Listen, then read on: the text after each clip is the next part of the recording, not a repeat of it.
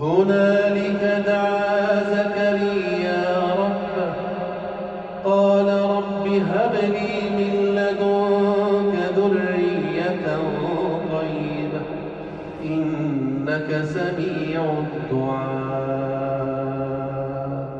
فنادته الملائكة وهو قائم يصلي في المحراب فنادته الملائكة وهو قائم يصلي في المحراب أن الله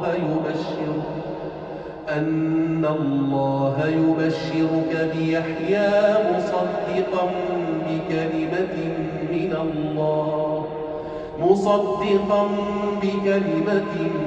الله وسيدا وحصورا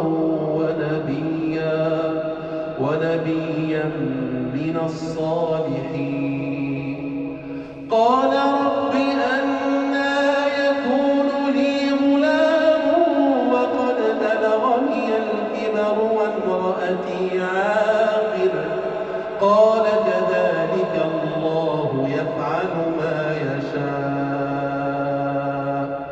قال رب اجعل لي آية قال آيتك ألا تكلم الناس 3 أيام إلا رمزا واذكر ربك كثيرا